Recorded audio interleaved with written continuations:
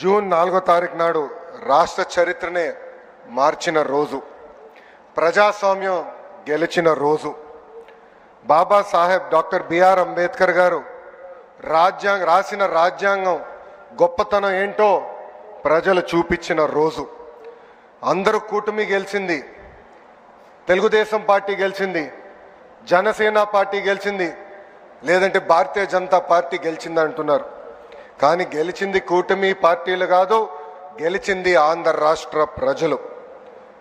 94% strike rate అంటే 175 స్థానాల్లో 124 స్థానాలు కూటమి కైవసం చేసుకుంది. ప్రజలు రికార్డు బద్దలు కొట్టారు, చరిత్ర తిరిగి రాశారు. ఇది ప్రజా విజయం. రాజ్యాంగం ఎంత గొప్పదైనా దాన్ని అమలు చేసేవారు చెడ్డవారైతే చెడ్డ ఫలితాలు వస్తాయని ఆనాడు డాక్టర్ బిఆర్ అంబేద్కర్ గారు అన్నారు. గత 5 ఏళ్ళ విధ్వంస పాలన మనందరం చూసాం.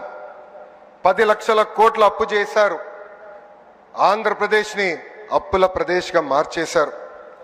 ఒక కొత్త కంపెనీ తీసుకురాకపోగా ఉన్న కంపెనీల్ని పక్క రాష్ట్రానికి తరిమేసే పరిస్థితి మనందరం చూసాం. దేశంలో ఎక్కడైనా పెట్టుబడులు పెడతాం కానీ ఒక్క ఆంధ్ర రాష్ట్రంలో మటుకు మేము పెట్టుబడులు పెట్టమని ఆనాడు లూలు సంస్థ ఏకంగా బహిరంగంగా చెప్తాం జరిగింది. అలాంటి పరిస్థితిలో ఆనాడు ఆంధ్ర రాష్ట్రం ఉంది.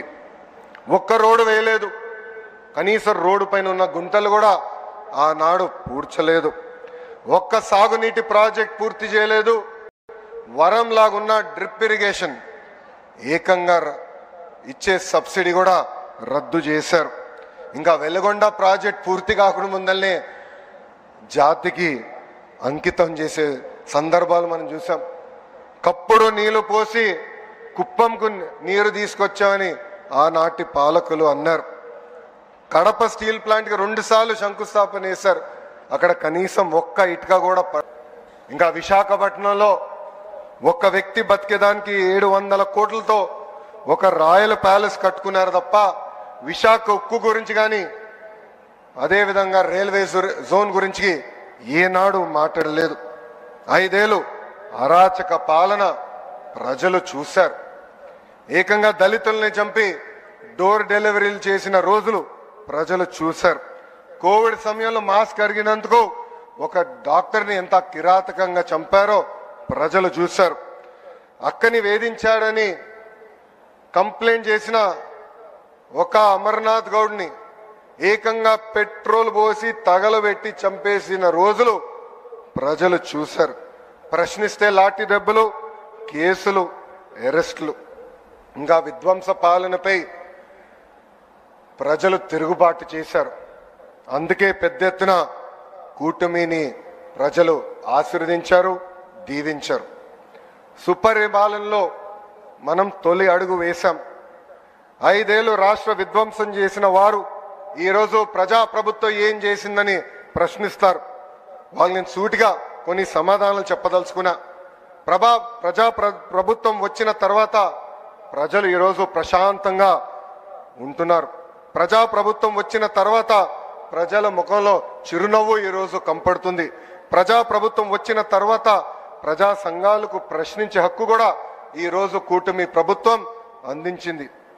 నియంత పాలన నుంచి ప్రజలకి నిజమైన స్వాతంత్రం ఈరోజు వచ్చింది. అది అన్ని సాధించామని కూటమి ప్రభుత్వం కాళ్ళు ఎగరేసుకుని తిరగట్లేదు. ఇంకా చేయాల్సిన చాలా పనులు మన ముందర ఉన్నాయి. గత పాలకులు 1000 రూపాయలు పెన్షన్ పెంచేదానికి 5 సంవత్సరాలు తీసుకుంటే మన ముఖ్యమంత్రి గారు తొలి నెలలోనే 1000 రూపాయలు పెన్షన్ పెంచింది మనం చూసాం. దేశంలో ఏ రాష్ట్రం ఇవ్వని విధంగా వృద్ధులకి 4000 రూపాయలు, వికలాంగులకి 6000 రూపాయలు, బెడ్కే పరిమితమైన వారికి 15000 రూపాయలు ఈరోజు కూటమి ప్రభుత్వం అందిస్తుంది. అంటే ఒక పెన్షన్ కార్యక్రమం ద్వారా 34,000 కోట్ల రూపాయలు ఈరోజు కూటమి ప్రభుత్వం ఆర్థిక సహాయం చేస్తుంది. ఇంకా సూపర్ 6లో ముఖ్యమైన హామీ తల్లికి వందనం. 67,27,164 మంది విద్యార్థులకు మనం తల్లికి వందనం కార్యక్రమం ఇస్తున్నాం. ఈ యొక్క కార్యక్రమం ద్వారా 8,745 కోట్ల రూపాయలు తల్లుల ఖాతాలో డబ్బులు జమ చేశాం. ఇంకా first class inter first class విద్యార్థులు చేరిన వెంటనే వాళ్ళు కూడా తల్లికి వందనం అందిస్తుంది కూటమి ప్రభుత్వం.